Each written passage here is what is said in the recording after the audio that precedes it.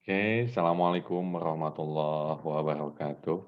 Bagaimana kabarnya teman-teman? Mudah-mudahan dalam keadaan sehat, panjang umur, rezekinya banyak, selamat dunia akhirat. Oke, tidak terasa kita sudah masuk ke sesi 3, yaitu tentang pendekatan pengelolaan perubahan organisasi di era globalisasi. Pada sesi 3 ini, kita akan mempelajari yaitu Mmm, tentang bagaimana mengolah sebuah perubahan organisasi di era globalisasi dan kemampuan mengolah perubahan dalam organisasi publik maupun isu penting. Ya, betul sekali bahwa apabila suatu organisasi sekarang tidak bisa atau tidak mampu mengevaluasi dirinya sendiri, maka akan ada suatu sistem yang akan terkendala dalam berjalannya organisasi tersebut. Pada pertemuan ini, kita akan mempelajari tentang diagnosis organisasi. Pada ketiga ini, mahasiswa diharapkan akan memiliki pengetahuan tentang bagaimana mengolah sebuah perubahan organisasi.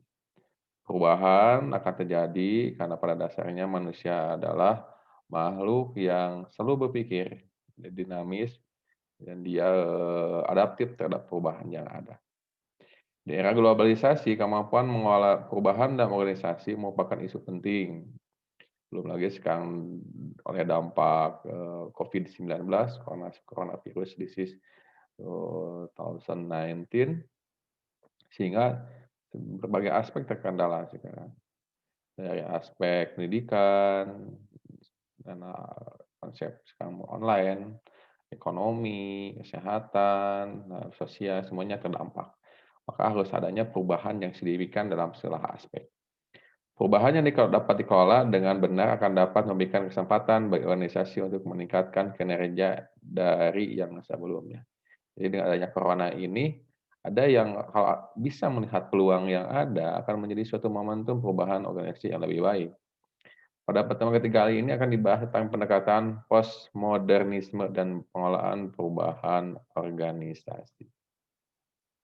Oke, Bapak izin share screen.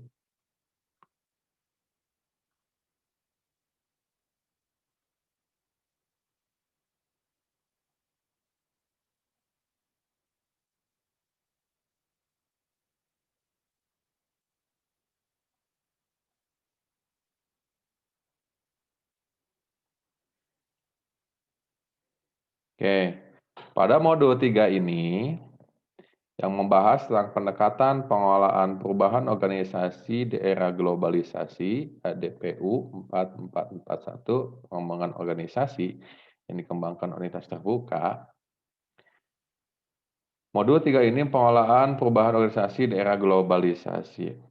Jadi bagaimana mengolah suatu perubahan, suatu organisasi yang mempunyai tujuan yang sama. Kita ketahui bahwa organisasi itu sekumpulan manusia mempunyai tujuan yang sama untuk memperbaiki taraf hidup orang banyak di era globalisasi. Globalisasi di sini dengan perubahan zaman yang sangat cepat, teknologi, kesehatan, sosial, semuanya bergerak secara cepat. Tapi dibalik dengan perubahan yang ada, kita sebagai manusia harus bisa mengendalikan tersebut. Dibarengi dengan mental yang baik, keimanan yang baik, jangan sampai kita tergerus dan perubahan zaman tanpa dibarengi dengan mental dan spiritual yang baik. Capaian pembelajaran, setelah mempelajari modul 3 ini, teman-teman diharapkan mampu menjelaskan pendekatan postmodernisme. Apa itu pendekatan postmodernisme? Model pengolahan perubahan organisasi di era globalisasi.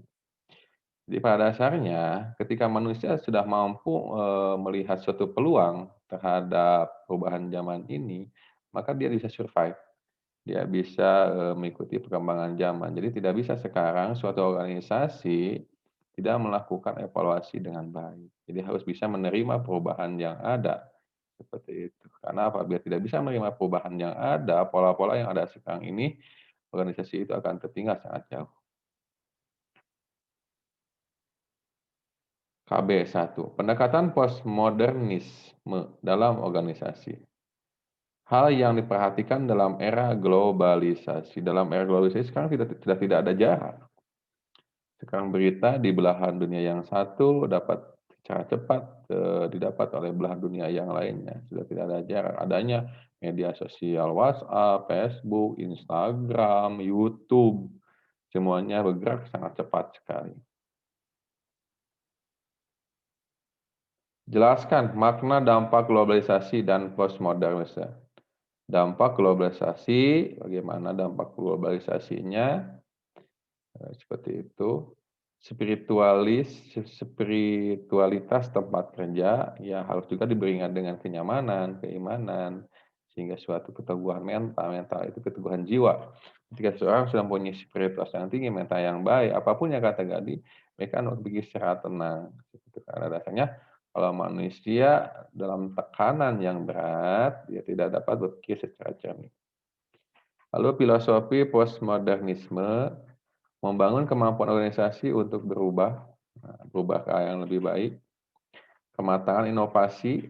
Nah, inovasi adalah kita mencari suatu terobosan-terobosan yang mana terobosan itu mampu membuat hidup manusia lebih baik. Penerapan 7RS dalam inovasi. Dampak globalisasi terhadap organisasi. Terjadi perubahan teknologi dengan cepat ini, kita juga merasakan pada dasarnya teknologi ini bergerak secara cepat, terutama media online seperti itu. Perubahan sekarang contohnya pembelajaran fisiknya di mana, di kampung halamannya masing-masing, di kotanya masing-masing. Kita bertemu dalam pembelajaran lewat e-learning, lewat Moodle, lewat YouTube, dan masih banyak lainnya. Terjadi perubahan teknologi informasi dan komunikasi yang semakin canggih menjadi pemicu organisasi lebih meningkatkan kemampuan mengolah perubahan. Perubahan organisasi di sini, di pengembangan teknologi juga, dengan adanya perubahan ini, terutama dalam adanya smartphone, dengan adanya smartphone di sini, seluruh aspek yang ada dalam genggaman manusia, seperti itu. Kita mau pesan apapun, pesan makanan, kirim barang, telepon, cari akses data, semuanya cukup di genggaman tangan kita. Dan Bapak rasa internet, smartphone menjadi kebutuhan primer untuk saat ini. Adanya globalisasi menyebabkan lingkungan internal dan eksternal organisasi harus lebih fleksibel terhadap perubahan. Ya, betul sekali.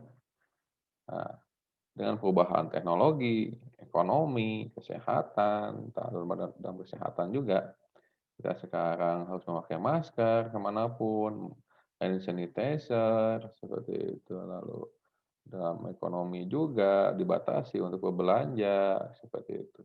Sosial kita dibatasi harus sekian meter, berkumpul juga dibatasi, seperti itu. Itu menjadi sebuah perubahan new normal. Ada suatu kehidupan yang harus kita lakukan, seperti itu. Globalisasi juga berdampak pada ukuran organisasi, besar, kecil, dan tipe organisasi, sederhana, fungsional, dan divisional. Globalisasi mendorong perlunya inovasi. Inovasi adalah ide-ide yang mana mempermudah hidup manusia supaya lebih baik.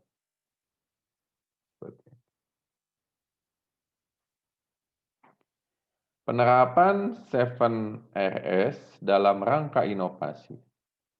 Dalam manajemen, banyak cara dilakukan untuk mempersiapkan inovasi.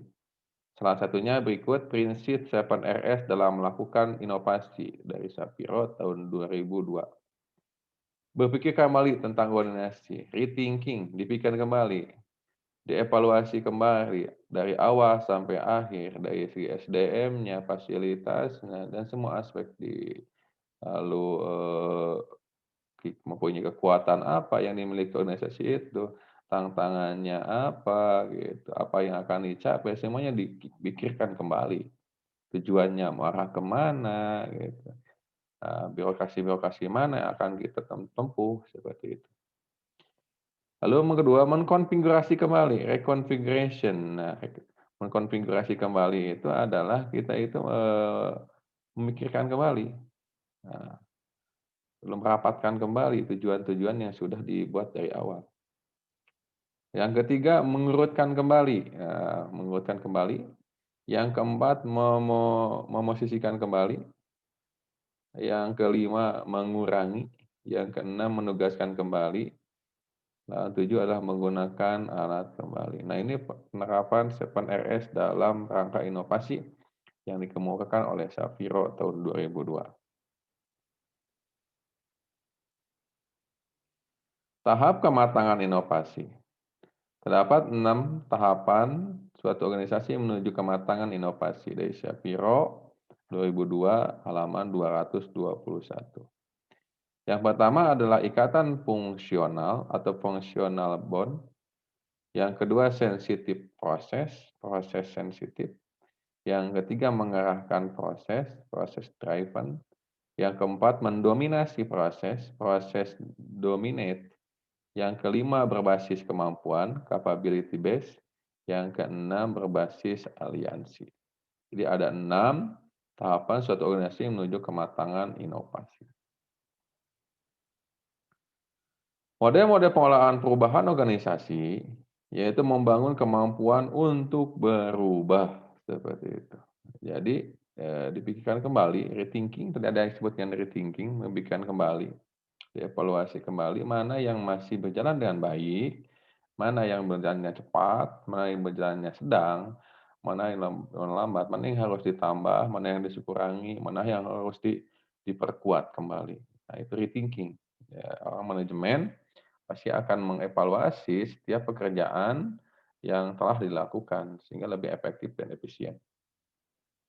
Jelaskan bagaimana mengelola perubahan. Komponen perubahan organisasi, komponen struktur organisasi, komponen teknologi, komponen sumber daya manusia. Nah, dalam komponen organisasi, bagaimana struktur organisasinya? Apakah struktur organisasinya dipegang oleh orang-orang yang sesuai dengan bidangnya? Nah, itu. Jadi, menempatkan seseorang itu harus dengan bidangnya. The right man in the right place. Tempatkanlah seseorang dengan sesuai tempatnya. Jadi, di dalam Islam juga katakan, kalau kita mendapatkan sesuatu tidak sesuai dengan bidangnya, tinggal tunggu aja kehancuran. Seperti itu. Lalu komponen teknologi. Teknologi apa aja yang dibutuhkan? Nah, teknologi apa, sudah sumber dayanya, nah, seperti itu. Nah, sekarang memang sudah tidak bisa diwakili teknologi. Suatu organisasi tanpa dengan teknologi itu sangat sulit sekali. Jadi teknologi itu bisa membuat atau mempercepat beberapa birokrasi seperti itu.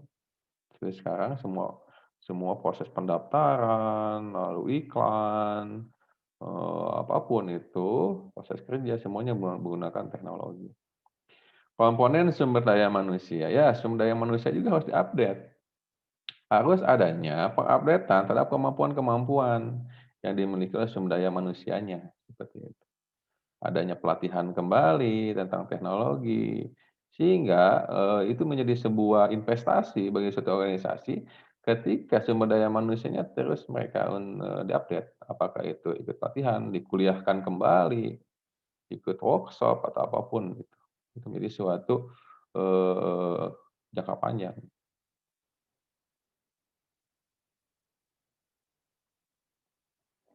Model-model pengolahan perubahan organisasi di era globalisasi. Nah, model-model pengolahan perubahan diantaranya adalah manajemen kualitas atau quality management, perekayasaan, re-engineering, total quality management, filsafat Kaizen, balance scorecard, lalu benchmarking. Jadi ada 1, 2, 3, 4, 5, 6. Ada 6 model-model pengolahan perubahan.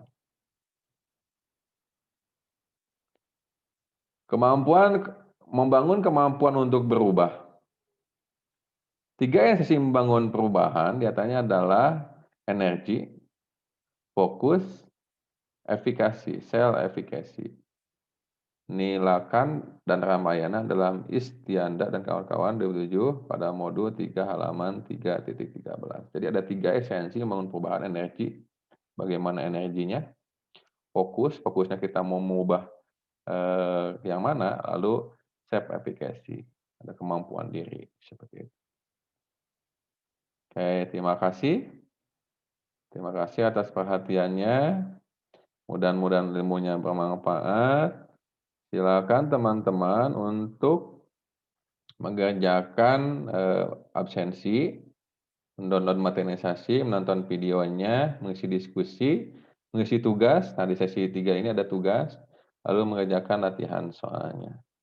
Mungkin dari Bapak sekian saja. Terima kasih sudah menonton video ini. Sukses selalu.